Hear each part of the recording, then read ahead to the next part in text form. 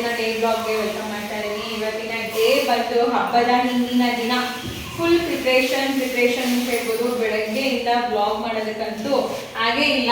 ಒಂದೇ ಸಮ ಕೆಲಸ, ಮಕ್ಕಳು ಸ್ಕೂಲು, ಅದ್ರ ಜೊತೆಗೆ ಹಬ್ಬದ ಕೆಲಸ ಇದೆ ಆಗ್ತಾ ಇದೆ. ನನ್ನ ಒಂದು ಪ್ರಿಪ್ರೇಷನ್ ಯಾವಾಗಲೂ ಅಷ್ಟೇ, ಮಕ್ಕಳು ಸ್ಕೂಲ್ಗೆ ಹೋಗ್ತಾ ಇದ್ದಂಗೆ ಬೆಳಗ್ಗೆ ಶುರು ಮಾಡ್ತಾ ಇದ್ದೆ. ಬಟ್ ಈ ವರ್ಷ ಮಾತ್ರ ಹೇಳಂಗೆ ಇಲ್ಲ, ನನ್ನ ಕೆಲಸ ಅಷ್ಟು ಇದೆ. ಮಕ್ಕಳು ಸ್ಕೂಲಿಂದ ಬಂದರೂ ಕೂಡ ಇನ್ನೂ ಕೆಲಸಗಳೇ ಆಗ್ತಾಯಿದೆ ಹೊರತು ಹಬ್ಬಕ್ಕೆ ಅಂತ ಪ್ರಿಪ್ರೇಷನ್ ಏನೂ ಮಾಡೋಕ್ಕಾಗ್ತಾ ಇಲ್ಲ. ಈಗ ಶುರು ಮಾಡಿದ್ದೀನಿ.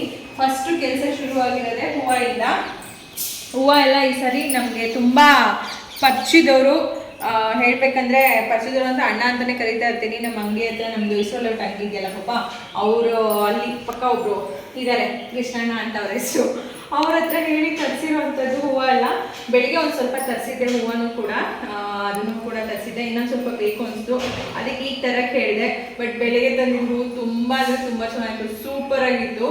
ಈಗ ಅದೆಲ್ಲ ಟಬ್ಬಲ್ಲಿದೆ. ಈಗ ತಂದಿರೋ ಹೂವು ಒಂದು ಸ್ವಲ್ಪ ಹಾಗೆ ಹೀಗೆ ಆಗಿದೆ, ಒಂಚೂರು ಬೇಜಾರಾಗ್ತಾ ಇದೆ. ನೋಡ್ತಾ ಇದ್ದೆ ನಮ್ಮ ಮಗನಿಗೆ ಅದನ್ನೇ ಹೇಳ್ತಾ ಇದ್ದೆ, ಯಾಕೋ ಈಗ ನೋಡಿ ಹೆಂಗಿದೆ ಕೃಷ್ಣನಿಗೆ ಹೋಗಿ ಹೇಳಿ ಅಂತ, ಏನಣ್ಣ ಎಲ್ಲ ಇಂಥ ಹೂ ತಂದಿದೆಯಲ್ಲ ಯಾಕೆ ಅಂತ.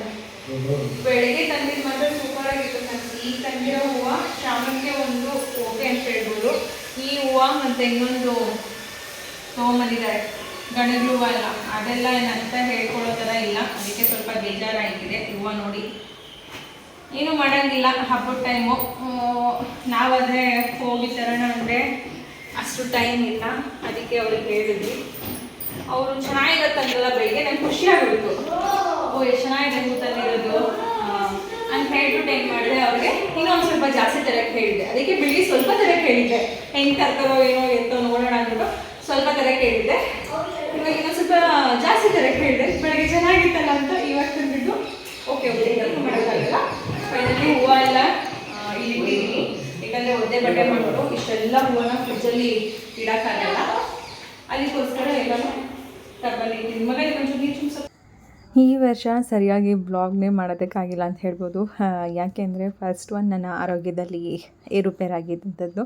ಯಾವಾಗಲೂ ಇದೇ ಥರ ಪ್ರಾಬ್ಲಮ್ ಆಗುತ್ತೆ. ನಾನು ಅಂದ್ಕೊತೀನಿ ಇಲ್ಲ ಹಬ್ಬದ ಟೈಮಲ್ಲಿ ಸ್ವಲ್ಪ ರೆಸ್ಟ್ ಮಾಡಿಕೊಂಡು ನಿಧಾನವಾಗಿ ಎಲ್ಲ ಕೆಲಸಗಳು ಮಾಡ್ಕೊಳ್ಳೋಣ. ಹಬ್ಬದ ಟೈಮಲ್ಲಿ ಜಾಸ್ತಿ ರಿಸ್ಕ್ ತೊಗೊಳ್ಳೋದು ಬೇಡ, ಜಾಸ್ತಿ ಏನಂತ ಕೆಲಸಗಳು ಮಾಡೋದು ಬೇಡ ಅಂತ. ಬಟ್ ಹಬ್ಬದ ಟೈಮಲ್ಲೇ ನಮ್ಗೆ ಹೆಣ್ಮಕ್ಳಿಗೆ ಕೆಲಸ ಜಾಸ್ತಿ ಬಿಡುತ್ತೆ.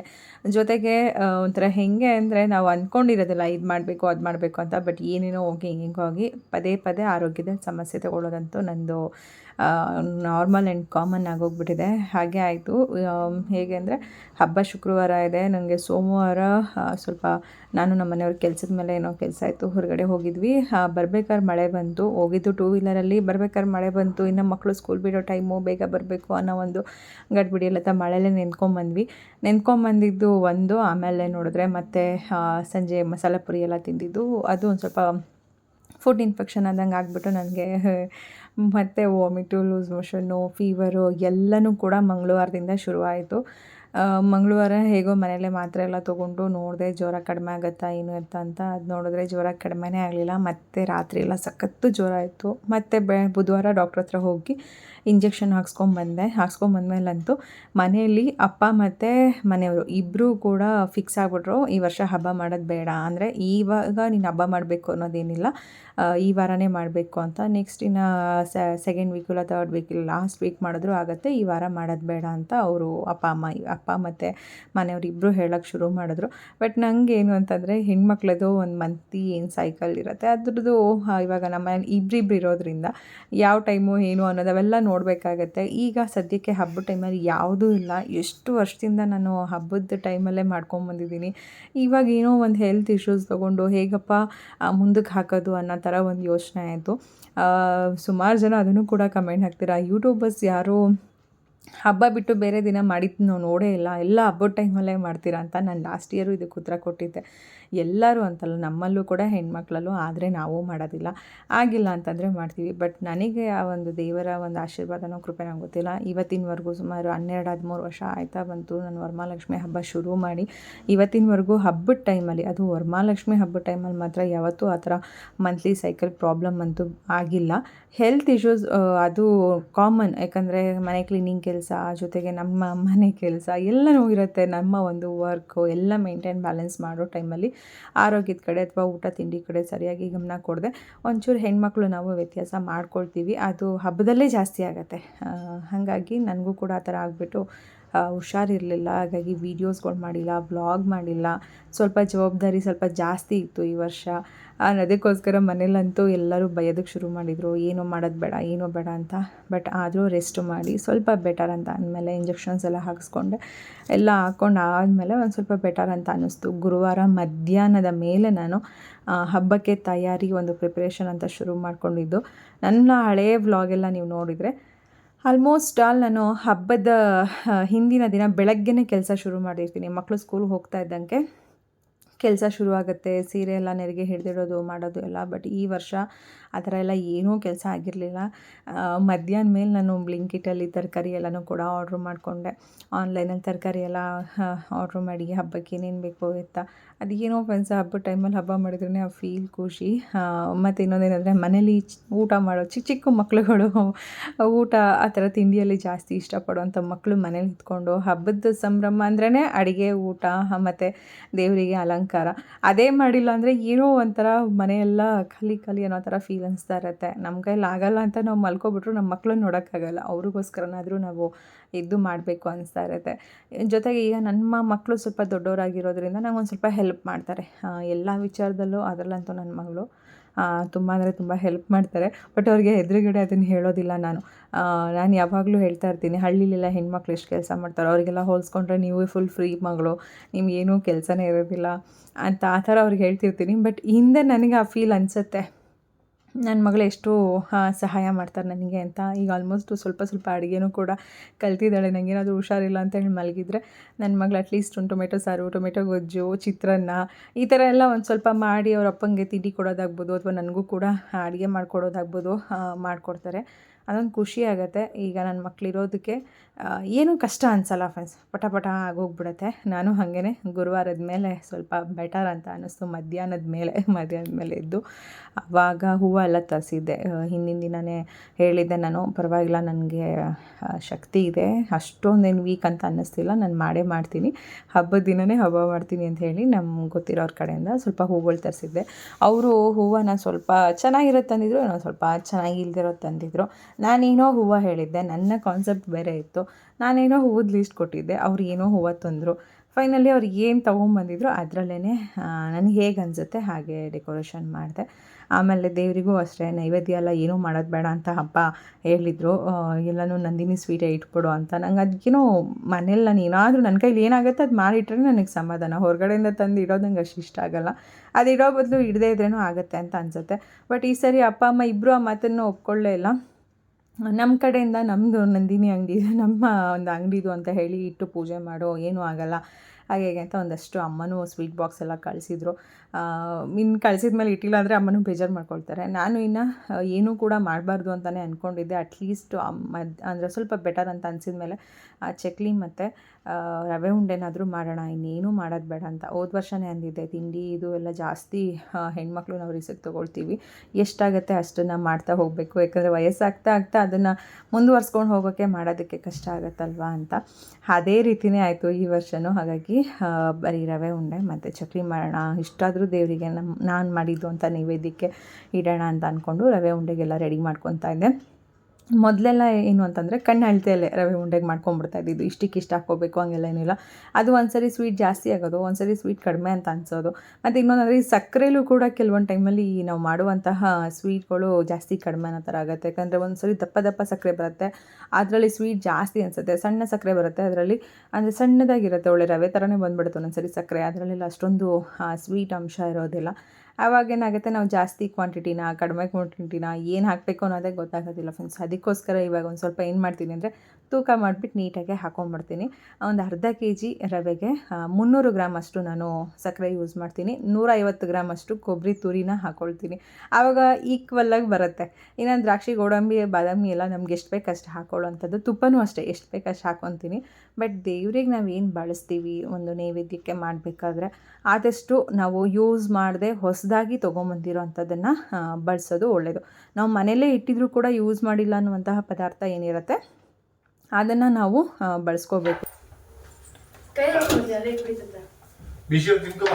ಎಲ್ಲಿ ತಂದಪ್ಪ? ಯಾವ ಕೃಷ್ಣರ ಮನೆಗೆ ಹೋಗಿದ್ದೆ? ಮಾಡಕ್ಕೆ ಕೆಲಸ ಇಲ್ಲ. ಹಬ್ಬ ನಾಳೆ ಇಟ್ಕೊಂಡು ಮನೇಲಿ ತಿಂಡಿ ಗಿಂಡಿ ಎಲ್ಲ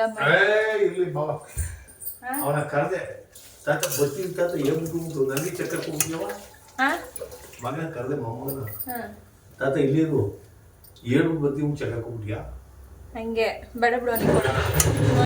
ಇದೇ ಕಾರಣಕ್ಕೆ ಹೇಳೋದು, ನಾವು ಎಷ್ಟೇ ದೊಡ್ಡವರಾದರೂ ನಮ್ಮ ಅಪ್ಪ ಅಮ್ಮ ಅಂತ ನಮಗಿರಬೇಕು ಅಂತ. ನೋಡಿ, ನನಗೆ ಹುಷಾರಿಲ್ಲ ಅಂತ ನಮ್ಮ ತಂದೆ ತಾಯಿ ಇಬ್ಬರು ಹೇಗೆ ಬರ್ತಾರೆ ಅಂದರೆ, ಅಮ್ಮನೂ ಕೂಡ ಬಂದಿದ್ದರು. ಇವತ್ತು ಅಡುಗೆನೂ ಕೂಡ ನಾನು ಮಾಡಿಲ್ಲ. ನಂಗೆ ಹುಷಾರಿಲ್ಲ ಅಂತ ಗೊತ್ತಾಯಿತು ಅಂದರೆ ಬೆಳಗ್ಗೆ ತಿಂಡಿಯಿಂದ ಅಡುಗೆಯಿಂದ ಅಮ್ಮ ಪ್ರತಿಯೊಂದು ಮಾಡಿ ಕಳಿಸ್ತಾರೆ. ಅಪ್ಪನೂ ಅಷ್ಟೇ ಬಂದು ನಾನೇನು ಕೆಲಸ ಮಾಡ್ತಾಯಿದ್ದೀನಿ, ಏನಾದರೂ ಜಾಸ್ತಿ ಕೆಲಸ ಮಾಡ್ತಿದ್ರೆ ಬೈದು ಹೋಗ್ತಾರೆ.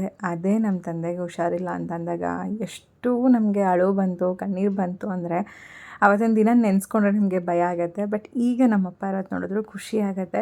ಬಟ್ ಎಷ್ಟು ದಿನ ಎಲ್ಲರೂ ಒಂದು ಅಪ್ಪ ಅಮ್ಮ ನಮ್ಮ ಜೊತೆ ಇರ್ತಾರೋ ಅಷ್ಟು ದಿನವೂ ಅವರಿಗೆ ಒಂದು ಒಳ್ಳೆ ಮಕ್ಕಳಾಗಿ ಇದ್ದರೆ ಅದಕ್ಕೊಂದು ಬೆಲೆ ಗೌರವ ಇದ್ದಾಗ ನಾವು ಬೆಲೆ ಕೊಡಬೇಕು. ಅವ್ರು ಇಲ್ಲದೇ ಇದ್ದಾಗ ನೆನೆಸ್ಕೊಂಡು ಅಳೋದಕ್ಕಿಂತ ಅಥವಾ ನಾನು ಈ ಕೆಲಸ ಮಾಡಲಿಲ್ಲ ನಮ್ಮ ತಂದೆ ತಾಯಿಗೆ, ನಾನು ಮಗ ಆಗಲಿ ಮಗಳಾಗಿ ಈ ರೀತಿಯಾಗಿ ಅವ್ರಿಗೆ ಇರಬೇಕಾಗಿತ್ತು ಅಂತ ಯಾವಾಗಲೂ ಯೋಚನೆ ಮಾಡೋದಕ್ಕಿಂತ ಆದಷ್ಟು ಇದ್ದಾಗಲೇ ಅವರಿಗೆ ನಿಮ್ಮ ಒಂದು ಪ್ರೀತಿ ಟೈಮ್ ಎಲ್ಲನೂ ಅವ್ರಿಗೆ ಕೊಡಿ ಅಂತ ಕೇಳ್ಕೊಳ್ತೀನಿ. ಯಾಕಂದರೆ ಅದು ತುಂಬ ಅಂದರೆ ತುಂಬ ಅಮೂಲ್ಯ ಫ್ರೆಂಡ್ಸ್. ಅದೆಲ್ಲನೂ ಕೂಡ ಒಂದು ಸರಿ ಕಳ್ಕೊಂಡ್ರೆ ಅಥವಾ ಆ ಸಿಚುವೇಶನ್ ಬಂದಾಗ ಗೊತ್ತಾಗುತ್ತೆ ಎಲ್ಲರಿಗೂ. ನನಗಂತೂ ಆ ಟೈಮ್ ಒಂದು ಕ್ಷಣ ಹಿಂಗೆ ಬಂದು ಹಿಂಗೆ ಹೋದಂಗೆ ಆಗಿಬಿಟ್ಟಿತ್ತು ನಮ್ಮ ತಂದೆಗೆ ಹುಷಾರಿಲ್ಲ ಅಂದಾಗ. ಫೈನಲಿ ಇವಾಗ ಒಂದು ಸ್ವಲ್ಪ ಚೆನ್ನಾಗಿದ್ದಾರೆ, ಆರಾಮಾಗಿದ್ದಾರೆ. ಸದ್ಯಕ್ಕೆ ದೇವರ ಆಶೀರ್ವಾದ ಹೀಗೆ ಇಟ್ಟಿರಲಿ ಅಂತ ಕೇಳ್ಕೊಳ್ತಾ ಇರ್ತೀನಿ. ಹಾಗೆ ಇವಾಗ ಇಲ್ಲಿ ನಾನು ಚಕ್ಲಿಗೂ ಕೂಡ ರೆಡಿ ಮಾಡ್ಕೊಳ್ತಾ ಇದ್ದೀನಿ. ರವೆ ಉಂಡೆ ಎಲ್ಲನೂ ಕೂಡ ರೆಡಿ ಆಯಿತು. ಅಪ್ಪನ ಜೊತೆ ಮಾತಾಡ್ಕೊಂಡೇ ರವೆ ಉಂಡೆ ಎಲ್ಲ ಕಟ್ಟಿಟ್ಟಾಯಿತು. ಆನಂತರ ಇವಾಗ ನಮ್ಮದೇ ಆದಂತಹ ಸಿರಿ ಮನೆ ರೆಡಿ ಮಿಕ್ಸ್ ಚಕ್ಲಿ ಹಿಟ್ಟು ಏನಿತ್ತೋ ಅದಿರೋದ್ರಿಂದ ಪಟಾಪಟ್ ಅಂತ ಆಗೋಗ್ಬಿಡುತ್ತೆ. ಇನ್ನೇನು ನಾವು ಇದಕ್ಕೆ ಹಾಕಬೇಕು ಅನ್ನೋಂಗಿಲ್ಲ, ಎಲ್ಲ ರೆಡಿ ಮಿಕ್ಸ್ ಆಗಿರುತ್ತೆ. ಜಸ್ಟ್ ಅದನ್ನು ತುಪ್ಪನ ಕಾಯಿಸ್ಕೊಂಡಿದ್ದಷ್ಟೇ. ನಾನು ಅದನ್ನು ಹುರಿದಿಲ್ಲ, ಜಸ್ಟ್ ಬಾಣಲಿಯಲ್ಲಿ ತುಪ್ಪನ ಬಿಸಿ ಮಾಡಿಕೊಂಡು ಅದಕ್ಕೆ ಏನು ರೆಡಿ ಮಿಕ್ಸ್ ಚಕ್ಲಿ ಹಿಟ್ಟು ಇತ್ತು ಸಿರಿ ಮನೆ ಕಡೆದು ಆ ಹಿಟ್ಟನ್ನು ಹಾಕಿ ಹಾಗೆ ಮಿಕ್ಸ್ ಮಾಡಿಬಿಟ್ಟು ಅದಕ್ಕೆ ನೀರು ಹಾಕಿ, ತಣ್ಣೀರನ್ನೇ ಹಾಕುವಂಥದ್ದು, ಬಿಸಿನೀರೇನು ಹಾಕಲ್ಲ, ನೀರು ಹಾಕಿ ಒಂದು ಚಪಾತಿ ಹಿಟ್ಟಿನ ಥರ ನೀಟಾಗಿ ಅದನ್ನು ಮಿಕ್ಸ್ ಮಾಡ್ಕೊಳ್ಳೋವಂಥದ್ದು. ನಾನು ಹಾಗೆ ಗ್ಯಾಸ್ ಮೇಲೆ ಎಲ್ಲ ಇಟ್ಕೊಂಡು ಹಾಗೆ ಮಿಕ್ಸ್ ಮಾಡ್ಕೊಂಬಿಟ್ಟೆ. ಮತ್ತು ಅದನ್ನು ಇನ್ನೇನು ಕೆಳಗಡೆ ಇಟ್ಕೊಂಡು ಇದು ಮಾಡೋದು ಅಂತ.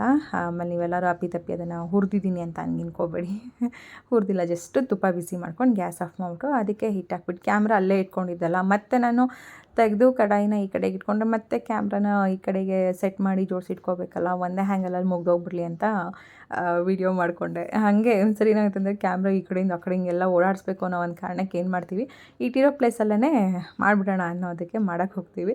ಬಟ್ ಕೆಲವೊಬ್ರು ಅದನ್ನು ಕನ್ಫ್ಯೂಷನ್ ಮಾಡ್ಕೊಂಡ್ಬಿಡ್ತಾರೆ. ಎಷ್ಟೋ ಜನ ನನಗೆ ರೈಟ್ ಹ್ಯಾಂಡಲ್ಲಿ ಕೆಲಸ ಮಾಡ್ತಾಯಿರ್ತೀನಿ, ಬಟ್ ಅದು ಕ್ಯಾಮ್ರಾದಲ್ಲಿ ಲೆಫ್ಟ್ ಹ್ಯಾಂಡ್ ಬರುತ್ತೆ. ಅಂದರೆ ನಾವು ಸೆಲ್ಫ್ ಕ್ಯಾಮ್ರಾ ಇಟ್ಟಿರ್ತೀನಿ, ಒಂದೊಂದು ಸಾರಿ ರಿವರ್ಸ್ ಕ್ಯಾಮ್ರಾ ಇಟ್ಟಿರ್ತೀನಿ. ಅದು ಹೇಗೆ ಅಂತಂದರೆ ಸೆಲ್ಫ್ ಇಟ್ಕೊಂಡಾಗ ಏನಾಗ್ಬಿಡುತ್ತೆ, ನಮಗೆ ನಾವೇ ಡೈರೆಕ್ಟ್ ಈ ಥರ ಇಟ್ಕೊಂಡಾಗ ಅದು ರೈಟು ಲೆಫ್ಟು ತೋರಿಸುತ್ತೆ, ಲೆಫ್ಟು ರೈಟನ್ನು ತೋರಿಸ್ತಾ ಇರುತ್ತೆ. ಬಟ್ ಇಲ್ಲಿ ನಾವೆಲ್ಲ ಕೆಲಸ ಮಾಡೋದು ರೈಟ್ ಹ್ಯಾಂಡಲ್ಲೇ. ಅದು ಕೆಲವೊಬ್ರು ಕನ್ಫ್ಯೂಷನ್ ಆಗುತ್ತೆ, ನೀವು ಜಾಸ್ತಿ ಲೆಫ್ಟ್ ಹ್ಯಾಂಡ್ ಯೂಸ್ ಮಾಡ್ತೀರಾ ಅಂತಾರೆ ಕೆಲವೊಬ್ರು ಗೊತ್ತಿರೋರಿಗೆ ಗೊತ್ತಿರುತ್ತೆ ಇದು ಏನು ಅಂತ ಅಷ್ಟೇ. ಹಾಗಾಗಿ ಗ್ಯಾಸ್ ಮೇಲೆ ನಾನು ಜಸ್ಟ್ ವೀಡಿಯೋಗೋಸ್ಕರ ಹಾಗೆ ಇಟ್ಟಿದ್ದೆ. ಕ್ಯಾಮ್ರಾ ಹ್ಯಾಂಗಲ್ ಮತ್ತೆ ಯಾರು ಚೇಂಜ್ ಮಾಡ್ತಾರೆ ಅಂತ. ಇವಾಗ ಚಕ್ಲಿಗೂ ಕೂಡ ಇಲ್ಲಿ ರೆಡಿ ಮಾಡ್ಕೊತಾ ಇದ್ದೀನಿ. ಸ್ಟಾರ್ಟಿಂಗ್ ಒಂದು ಸ್ವಲ್ಪ ಏನೋ ಎಕ್ಸ್ಟ್ರಾರ್ಡಿನರಿಯಾಗಿ ಮಾಡೋಣ ಅಂತ ಹೋದೆ, ಬಟ್ ಅದೇನೋ ಬರಲಿಲ್ಲ. ಯಾಕಂದ್ರೆ ನಾವು ಶಾರ್ಟ್ಸ್ ಅದು ಇದು ನೋಡಬೇಕಾದ್ರೆ ನೋಡ್ತೀನಿ, ಒಬ್ಬರು ಇಷ್ಟು ಉದ್ದಕ್ಕೆ ಹಾಗೆ ಚಕ್ಲಿನ ಒತ್ಕೊಂಡ್ಬಿಟ್ಟು ಅದನ್ನು ಕೈಯಲ್ಲೇ ಸರ್ಕಲ್ ಮಾಡಿಬಿಡ್ತಾರೆ. ಬಟ್ ನಾನು ಅದನ್ನು ಮಾಡೋಕ್ಕೆ ಹೋದೆ, ನನಗೇನೋ ಬರಲಿಲ್ಲ. ನನಗೆ ಅದು ಬರಲಿಲ್ಲ ಅನ್ನೋಕ್ಕಿಂತ ಅದು ಸ್ವಲ್ಪ ಕಷ್ಟ ಅನ್ನಿಸ್ತು. ಆರಾಮಾಗಿ ನಾವು ಪ್ರೆಸ್ ಮಾಡಬೇಕಾದ್ರೆ ರೌಂಡ್ ಸರ್ಕಲ್ ಹಾಕೊಂಡ್ಬಿಟ್ರೆ ಪಟಾಪಟ ಅಂತ ರೆಡಿಯಾಗಿ ಹೋಗ್ಬಿಡುತ್ತೆ ಅಂತ ಅನ್ನಿಸ್ತು. ಹಾಗೆ ಮಾಡಿದೆ. ಫೈನಲಿ ಒಂದು ಕಡೆ ಚಕ್ಲಿನೂ ಕೂಡ ರೆಡಿ ಮಾಡಿಕೊಂಡೆ, ಇನ್ನೊಂದು ಕಡೆ ರವೆ ಉಂಡೆನೂ ಎಲ್ಲ ಸ್ವಲ್ಪ ಸ್ವಲ್ಪ ಕ್ವಾಂಟಿಟಿಯಲ್ಲೇ ಮಾಡಿದೆ ಫ್ರೆಂಡ್ಸ್, ಜಾಸ್ತಿ ಎಲ್ಲ ಏನೂ ಮಾಡೋಕ್ಕೆ ಹೋಗಿಲ್ಲ. ಬಟ್ ಇದೇನಂದರೆ ಚಕ್ಲಿ ನಿಪ್ಪಟ್ಟು ಅಥವಾ ಎಣ್ಣೆಲಿ ಕರಿಯೋಂಥದ್ದು ಐಟಮ್ ನೀವು ಮಾಡಬೇಕಾದ್ರೆ ನಾನು ಯಾವಾಗಲೂ ಹೇಳ್ತಾ ಇರ್ತೀನಿ, ಫಸ್ಟ್ ಒಂದು ಟ್ರಿಪ್ ನೀವೇನು ಹಾಕ್ತೀರಾ ಅದು ಹಾಕಿದ ಮೇಲೆ ಎಲ್ಲ ತೆಗೆದಿದ ತಕ್ಷಣ ಮತ್ತೆ ಹಾಕಕ್ಕೆ ಹೋಗಬೇಡಿ, ಹಿಂದಿಂದನೇ ಹಾಕಕ್ಕೆ ಹೋಗ್ಬೇಡಿ. ಅವಾಗೇನಾಗುತ್ತೆ ನಾವು ಎಣ್ಣೆಲಿ ಕರಿಯುವಂಥ ಪದಾರ್ಥ ಏನಾಗುತ್ತೆ ಒಡಕ್ಲಾಗುತ್ತೆ. ಆ ಥರ ಆಗಬಾರ್ದು ಅಂದರೆ ಫಸ್ಟ್ ಒಂದು ಟ್ರಿಪ್ ಹಾಕಿ ನೀವು ತೆಗೆದ್ಮೇಲೆ ಸ್ವಲ್ಪ ಎಣ್ಣೆನ ಹಾಗೆ ಫ್ರೀ ಹೀಟ್ ಮಾಡ್ಕೋಬೇಕು, ಆಮೇಲೆ ನೆಕ್ಸ್ಟ್ ಟ್ರಿಪ್ ಹಾಕ್ಕೋಬೇಕು, ಆವಾಗ ಅದು ತುಂಬ ಚೆನ್ನಾಗಿ ಬರುತ್ತೆ. ನೆಕ್ಸ್ಟ್ ಈ ಟ್ರಿಪ್ಪು ನೀವು ಹಾಕಿ ತೆಗೆದ್ಮೇಲೆ ಮತ್ತೆ ಎಣ್ಣೆನ ಸ್ವಲ್ಪ ಹಾಗೆ ಹೀಟ್ ಮಾಡಿ ಆಮೇಲೆ ಹಾಕಿ, ಆವಾಗ ಸೂಪರಾಗಿ ಬರುತ್ತೆ. ಫೈನಲಿ ನಮ್ಮ ಸಿರಿಮನೆ ಕಡೆಯಿಂದ ಆಗುವಂತಹ ಚಕ್ಲಿ ಹಿಟ್ಟಿನ ಒಂದು ರೆಡಿ ಮಿಕ್ಸ್ ಚಕ್ಲಿ ಹಿಟ್ಟಿಂದ ಚಕ್ಲಿನೂ ರೆಡಿ, ಹಾಗೆ ರವೆ ಉಂಡೆನೂ ಕೂಡ ರೆಡಿ. ಇದೆಲ್ಲ ಆಮೇಲೆ ಕಾಯಿ ತುರಿಯೋದಕ್ಕೆ ಬಂದೆ. ನನ್ನ ಮಗಳು ಪಾಪ ಎಲ್ಲ ಕ್ಲೀನಿಂಗ್ ಕೆಲಸ ಮಾಡ್ಕೊಳ್ಳೋದು, ನಾಳೆ ಪಲ್ಯಕ್ಕೆ ಏನೇನು ಬೇಕು ತರಕಾರಿ ಎಲ್ಲನೂ ಕೂಡ ನನ್ನ ಮಗಳು ಹಚ್ಕೊತಾ ಇದ್ರು. ಇವತ್ತು ಚಿಂಟುದು ಏನೂ ಕೆಲಸ ಇಲ್ಲ, ಅವ್ರು ಏನೂ ಹೆಲ್ಪ್ ಮಾಡಿಲ್ಲ, ಫುಲ್ ಅವ್ರದ್ದು ಆಟ ಅನ್ನೋ ಥರನೇ ಆಟ ಆಡ್ತಾಯಿದ್ರು.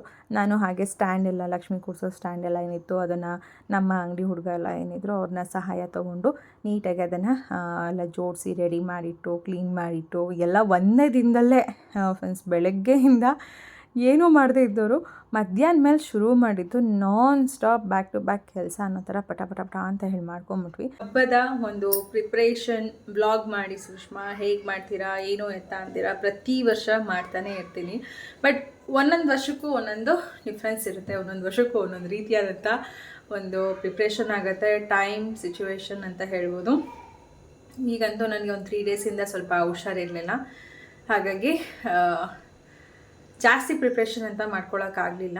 ಎಷ್ಟಾಗುತ್ತೋ ಅಷ್ಟು ಸಿಂಪಲ್ಲಾಗೆ ಮಾಡ್ಕೊಳ್ಳೋಣ ಅಂತ ಹೇಳಿ ಮಾಡಿಕೊಂಡೆ. ನಿನ್ನೆ ಹೋಗಿ ಡಾಕ್ಟ್ರ್ ಹತ್ರ ಇಂಜೆಕ್ಷನ್ ಹಾಕ್ಸ್ಕೊಂಬಂದೆ, ಯಾಕಂದರೆ ನನಗೇನೋ ಗೊತ್ತಿಲ್ಲ, ಹಬ್ಬ ಮಾಡಿದ್ರೇ ನನಗೊಂದು ಖುಷಿ.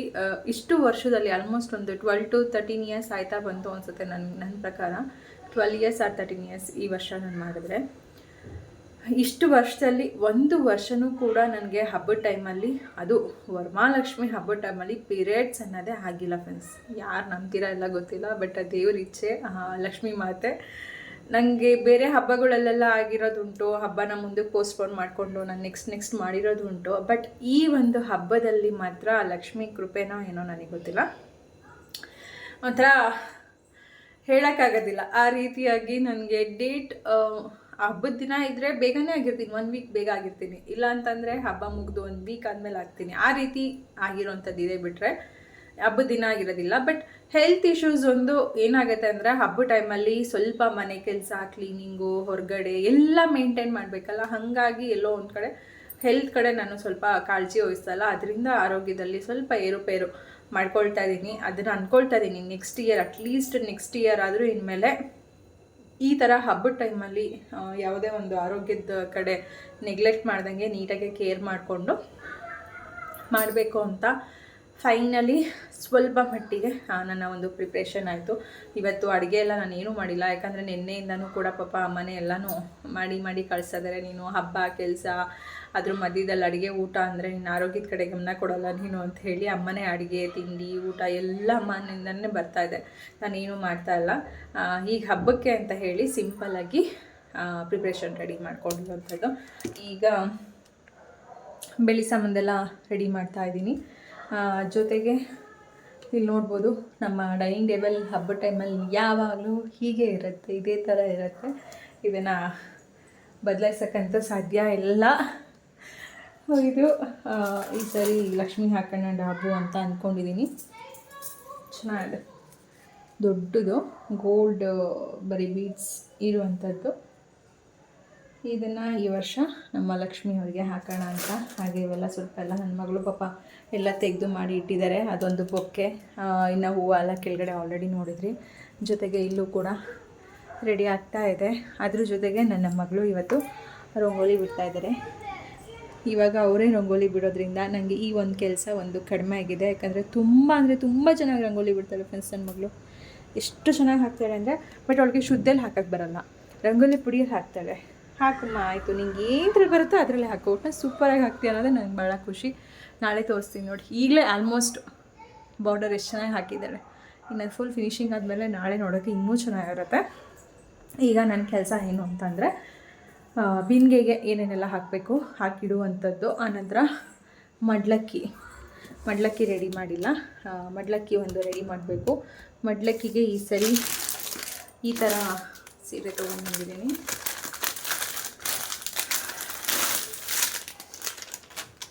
ಈ ಟೈಪ್ ಇದೆ ಸ್ಯಾರಿ. ಈ ಥರದ್ದು ಸೀರೆ ತೊಗೊಂಬಂದೆ. ಇದನ್ನು ನಾನು ಅನ್ನಪೂರ್ಣೇಶ್ವರಿ ದೇವಸ್ಥಾನಕ್ಕೆ ಕೊಟ್ಬಿಡ್ತೀನಿ, ಇಲ್ಲೇ ನಮ್ಮ ಮನೆ ಹತ್ತಿರ ಇರೋ ದೇವಸ್ಥಾನಕ್ಕೆ. ಇದು ತೋರಿಸಿರ್ಲಿಲ್ಲ, ಹಂಗಾಗಿ ತೋರಿಸ್ತಾ ಇದ್ದೀನಿ. ಈ ಕಡೆ ಒಂದು ಸೈಡು ಬಿಗ್ ಬಾರ್ಡರ್ ಇದೆ, ಬಟ್ ಫುಲ್ಲು ಜರಿ ಬಾರ್ಡರ್ ಇರೋಂಥದ್ದು. ಇನ್ನೊಂದು ಕಡೆ ಬಂದು ಈ ಥರ ಸ್ಮಾಲ್ ಬಾರ್ಡ್ರ್. ಕಲರ್ ಕಾಂಬಿನೇಷನ್ ತುಂಬ ಚೆನ್ನಾಗಿದೆ. ಯಾವಾಗಲೂ ಗ್ರೀನ್ ರೆಡ್ಡು ಕಾಮನ್ ದೇವ್ರಿಗೆ ಕೊಡ್ತಾನೆ ಇರ್ತೀವಿ, ಬಟ್ ಇರಲಿ ಈ ಥರದ್ದು ಒಂದು ಕಲರ್ ಅಂತ ಹೇಳಿ ಇದು ಒಂದು ತೊಗೊಂಡೆ. ಹಾಗೆ ಇದು ಫುಲ್ಲು ಲಕ್ಷ್ಮಿ ಮುಖವಾಡದ್ದು, ಆಮೇಲೆ ಗೆಜ್ಜೆ, ಕಿರೀಟ, ಐಲೈನರು ಎಲ್ಲ ಇದರಲ್ಲೇ ಇಟ್ಬಿಟ್ಟಿದ್ದೀನಿ. ಇವಾಗೆಲ್ಲ ಇದನ್ನು ರೆಡಿ ಮಾಡಬೇಕು.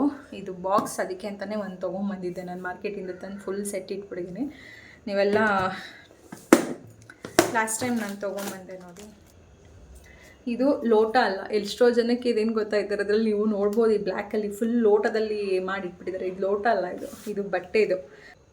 ಇದೆಲ್ಲ ನಾವು ಮುಂಚಿತವಾಗಿ ನಾನು ನನ್ನ ಮಗಳು ಪ್ಲ್ಯಾನ್ ಮಾಡಿ ಮುಗಿಸ್ಕೊಂಡ್ವಿ. ಇದು ಫುಲ್ಲು 2 ಕಿರೀಟನ ಬಳಸಿದ್ದೀವಿ ಇಲ್ಲಿ ನಾವು ನಿಮಗೆ, ಬಟ್ ಅದು ಕಾಣಿಸಲ್ಲ. 2 ಕಿರೀಟ ಹಾಕಿದ್ದೀವಿ ಅಂತ ಕಾಣಿಸಲ್ಲ, ಅದು ಆ ಲೆವೆಲ್ಲಿಗೆ ನಾವು ಅದನ್ನು ಕವರ್ ಮಾಡಿದ್ದೀವಿ ಅಂತ ಹೇಳ್ಬೋದು.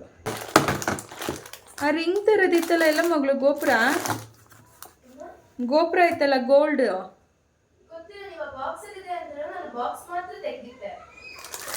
ನೋಡೋದೆಲ್ಲ ಹಾಕಿದ್ದೀನಿ ಅನ್ಸುತ್ತೆ.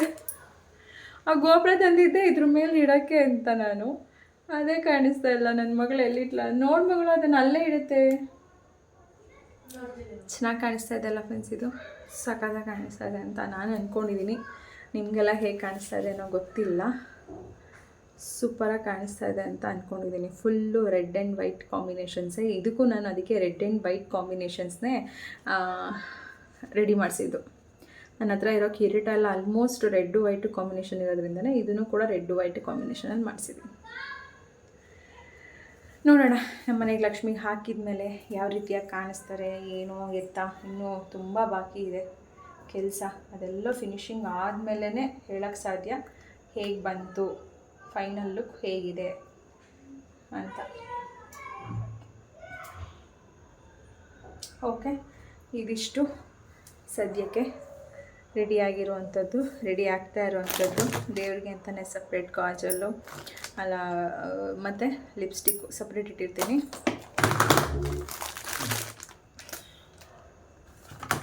ಇವಾಗ ಮುಖವಾಡನ ರೆಡಿ ಮಾಡಿರ್ತೀನಿ ಫಸ್ಟು, ಆಮೇಲೆ ಬಿಂದಿಗೆಗೆ ಏನೇನೆಲ್ಲ ಹಾಕಬೇಕು ಹಾಕಿಡೋದು, ಆಮೇಲೆ ಮಡ್ಲಕ್ಕಿಗೆಲ್ಲ ರೆಡಿ ಮಾಡಿಡೋದು, ಆಮೇಲೆ ಸೀರೆ ದೇವರಿಗೆ ಉಡಿಸ್ಬಿಟ್ಟು ಇಡೋಣ ಅಂತ. ಈ ಸರಿ ನಮ್ಮ ಮುಖವಾಡದಲ್ಲಿ ಒಂದು ಚೇಂಜಸ್ ಇದೆ. ಇದು ಒಂದು ಎಕ್ಸ್ಟ್ರಾ ಹಾಕಿದ್ದೀವಿ, ಚೆನ್ನಾಗಿ ಕಾಣಿಸ್ತಾ ಇದೆ ಅಲ್ವಾ. ಹಾಗೆ ಇದನ್ನು ನಾನು ತೊಗೊಂಬಂದಿದ್ದೆ ಫ್ರೆಂಡ್ಸ್. ಇದು ಇಲ್ಲಿ ಮೇಲೆ ಏನು ಕಾಣಿಸ್ತಾ ಇದೆ ನೋಡಿ, ಇದು ಇಟ್ಟಿದ್ದೀನಲ್ಲ, ಇದು ಲಕ್ಷ್ಮಿಗೆ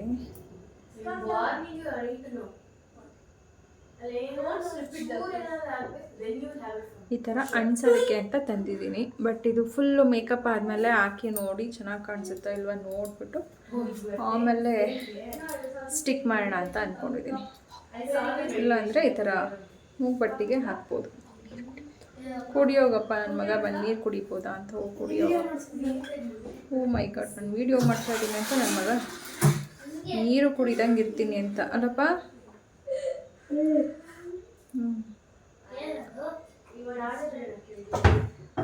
ಈ ಥರ ಹಾಕಿದರೆ ಚೆನ್ನಾಗಿರುತ್ತಾ ಗೊತ್ತಿಲ್ಲ. ನಾಳೆ ಇದೆಲ್ಲ ಫುಲ್ಲು ಫಿನಿಶಿಂಗ್ ಆದಮೇಲೆ ನೋಡ್ತೀನಿ ಫ್ರೆಂಡ್ಸ್ ಹೇಗೆ ಕಾಣಿಸುತ್ತೆ ಅಂತ. ಹಬ್ಬದ ಹಿಂದಿನ ದಿನ ತಯಾರಿ ಹೇಗಿತ್ತು ಅಂತ ಹೇಳಿ ನಿಮ್ಮ ಜೊತೆ ಶೇರ್ ಮಾಡಿಕೊಂಡೆ. ಸುಮಾರು ಒಂದು ತಯಾರಿಗಳನ್ನೆಲ್ಲನೂ ಕೂಡ ಮಾಡಿಕೊಂಡೆ, ಬಟ್ ಎಲ್ಲ ವೀಡಿಯೋಸ್ನೂ ಕ್ಯಾಪ್ಚರ್ ಮಾಡೋಕ್ಕಾಗಿಲ್ಲ.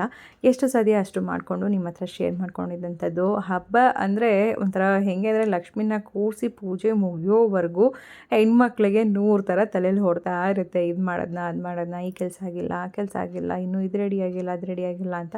ಬಟ್ ಫೈನಲಿ ಔಟ್ಲುಕ್ ಒಂದು ಲಕ್ಷ್ಮೀದ ಅಲಂಕಾರ ಒಂದು ಚೆನ್ನಾಗಿ ಬಂದುಬಿಟ್ರೆ ಆಗ ಎಷ್ಟು ಖುಷಿ ಆಗುತ್ತೆ ಅಂದರೆ ಅದು ಹೇಳ್ಕೊಳ್ಳೋದಕ್ಕೆ ಅಸಾಧ್ಯ ಅನ್ಬೋದು. ಆ ರೀತಿಯಾಗಿ ನನಗೂ ಕೂಡ ಅನ್ನಿಸ್ತಾ ಇತ್ತು. ಆ ಒಂದು ಮೂಗು ಬಟ್ಟನ್ನು ತೊಗೊಂಡು ಎಲ್ಲೆಲ್ಲೆಲ್ಲ ಇಡ್ಬೋದು, ಹೇಗೆಲ್ಲ ಕಾಣಿಸುತ್ತೆ ಅಂತೇಳಿ ಹೀಗೆ ಹಾಗೆ ಏನೇನೆಲ್ಲ ಸರ್ಕಸ್ ಮಾಡಿದೆ. ಫೈನಲಿ ಬೆಳಗ್ಗೆಗೆ ನಾನೇನು ರೆಡಿ ಮಾಡಿದೆ ಆವಾಗಲೇ ಒಂದು ಒಳ್ಳೆ ಲುಕ್ ಚೆನ್ನಾಗಿ ಬಂದಿದ್ದು. ಅದನ್ನೇ ಹೇಳೋದು, ಯಾವ ಟೈಮಲ್ಲಿ ಏನು ಮಾಡಬೇಕು ಅದು ಮಾಡ್ತಾಯಿದ್ರೆ ಅದ್ರ ಪಾಡು ಅದು ಹೋಗ್ತಾ ಇರತ್ತೆ, ಆಗ್ತಾ ಇರತ್ತೆ. ಅದಕ್ಕೆ ಮೊದಲು ಜಾಸ್ತಿ ತಲೆ ಕೆಡಿಸ್ಕೊಂಡ್ರೆ ಬರೀ ತಲೆ ಕೆಡಿಸ್ಕೋಬೇಕಷ್ಟೇ, ಕೆಲಸಗಳಂತೂ ಆಗೋದಿಲ್ಲ. ಅದಕ್ಕೆ ನಾನು ಅದಾಗ ಅದನ್ನಲ್ಲೇ ಬಿಟ್ಟು ನೆಕ್ಸ್ಟ್ ಏನು ಕೆಲಸ ಇತ್ತು ಆ ಕೆಲಸಗಳನ್ನೆಲ್ಲನೂ ಪಟ ಅಂತ ಹೇಳಿ ಮಾಡಿಕೊಂಡೆ. ಇಲ್ಲಿಗೆ ವ್ಲಾಗ್ನೂ ಕೂಡ ಎಂಡ್ ಮಾಡ್ತಾ ಇದ್ದೀನಿ. ಹಬ್ಬದ ಒಂದು ಪ್ರಿಪ್ರೇಷನ್ ಎಲ್ಲ ಯಾವ ರೀತಿಯಾಗಿತ್ತು ಅಂತ ಶೇರ್ ಮಾಡ್ಕೊಂಡಿದ್ದೀನಿ. ಮತ್ತು ನಾಳಿನ ವ್ಲಾಗಲ್ಲಿ ಸಿಗೋಣ. ನಮ್ಮ ಮನೆಯಲ್ಲಿ ವರಮಹಾಲಕ್ಷ್ಮಿ ಹಬ್ಬ ಯಾವ ರೀತಿ ಆಯಿತು ಅಂತಲೂ ಕೂಡ ನಿಮ್ಮ ಜೊತೆ ಶೇರ್ ಮಾಡ್ಕೊಳ್ಳೋಣ. Bye friends, thank you so much for watching. Bye.